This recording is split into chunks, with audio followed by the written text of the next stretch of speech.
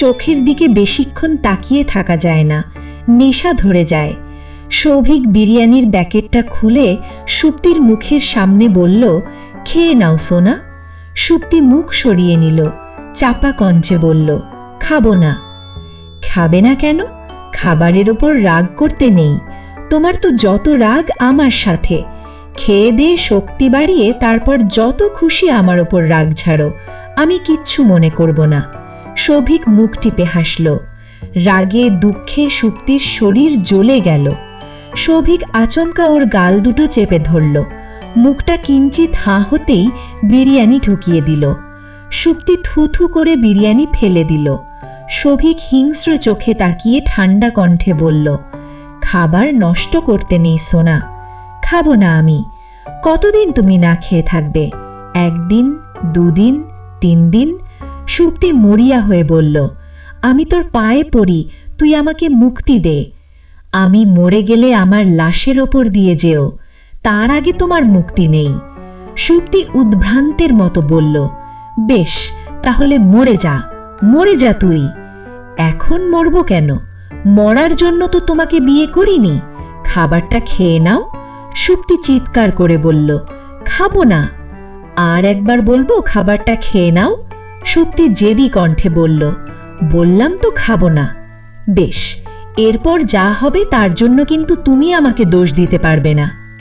তারপর কলেজ পাশ করে ডিগ্রিতে ভর্তি হওয়ার কিছুদিন আগে সুপ্তির সাথে প্রথম দেখা হলো সৌভিকের। প্রথম দেখায় মেয়েটাকে এত ভালো লেগে গেল যার রেশ আজও কাটিয়ে উঠতে পারেনি সৌভিক। সুপ্তিকে দেখার লোভে নিয়মিত কলেজে যেতে লাগলো।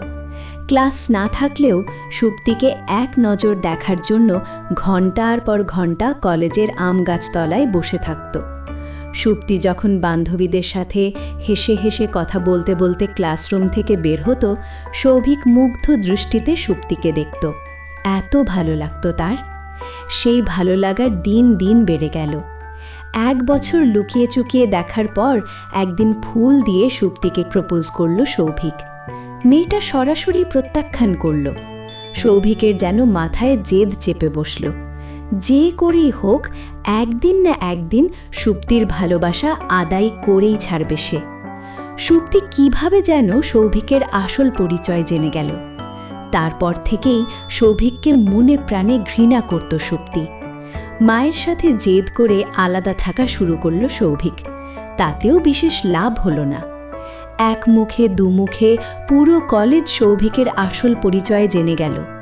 সৌভিককে দেখিয়ে সবাই খুব ফিসফাস করত। সৌভিক এক পর্যায়ে অতিষ্ঠ হয়ে কলেজ ছেড়ে দিল।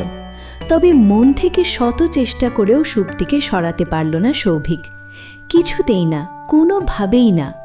মানুষের প্রথম ভালোবাসা কেন যেন ভুল মানুষের সাথে হয় তা বুঝতে পারে না সৌভিক। তবে প্রাপ্তির খাতায় এটুকুই অর্জন। সৌভিক নিজের ভালোবাসাকে নিজের করে পেয়েছে, জোর করে হলেও পেয়েছে। এটুকুনি বা কজন পায়? কি হলো সুপ্তি, দরজা খুলছ না কেন? সুপ্তি দরজা খুলতে সাহস পাচ্ছে না। দরজা খুললেই তো সাইকোটা সুপ্তির ওপরে ঝাঁপিয়ে পড়বে। সুপ্তি শত বাধা দিলেও শুনবে না। সুপ্তিকে জোর করে ভগ করবে। বেঁচে থাকতে কিছুতেই এত বড় অন্যায় হতে দেবে না সুপ্তি। তাহলে কি করবে সুপ্তি? কি করা উচিত? এখান থেকে পালানোর তো কোনো পথ খোলা নেই। সুপ্তির মাথা কাজ করছে না, কেমন পাগল পাগল লাগছে। সুপ্তি চারপাশে তাকিয়ে হঠাৎ হারপিকের বোতলে চোখ আটকে গেল। মনে আর কোনো সংশয় নেই। 1 বোতল হারপিকে কি তাহলে সুপ্তিকে এই বন্দি জীবন থেকে মুক্তি দেবে? চলবে, সম্পূর্ণ গল্পটি পড়ুন বইটই অ্যাপে। সৌভিক জোরে জোরে দরজা ধাক্কাচ্ছে। নড়বড়ে দরজাটা ভেঙে যাওয়ার সম্ভাবনা প্রবল। যা করার তাড়াতাড়ি করতে হবে। সুপ্তির চোখের জল মুছে হারপিকের বোতলটা হাত বাড়িয়ে টেনে নিল। ছিপি খুলে মুখের সামনে ধরতেই বিকট গন্ধে গা গুলিয়ে বমি হয়ে গেল। এত বিদঘুটে একটা জিনিস কিভাবে খাবে সুপ্তি? উপায় নেই। সৌভিকের হাতে ধর্ষিতা না হতে চাইলে এটা খেতেই হবে। সুপ্তি চোখ মুখ বুজে নিঃশ্বাস বন্ধ করে মাথা সামান্য উঁচু করে হাঁ করল। হারপিকের বোতলটা উপর করে গলায় ঢালার কয়েক সেকেন্ড আগে হঠাৎ সৌভিক বাথরুমের দরজা খুলে চিৎকার করে উঠল। ঝড়ের গতিতে সুপ্তির হাত থেকে হারপিকের বোতলটা টেনে নিয়ে ঠাস করে মেঝেতে ফেলে দিল। সারা মেঝেতে নীল রঙের হারপিক ছড়িয়ে ছিটিয়ে মাখামাখি হয়ে গেল। সৌভিক ক্ষুব্ধ হয়ে সুপ্তির কাঁধ দুই হাতে শক্ত করে চেপে ধরে কম্পিত কণ্ঠে বলল, গল্পটি আপনাদের কেমন লাগলো কমেন্ট করে আপনাদের মতামত জানান।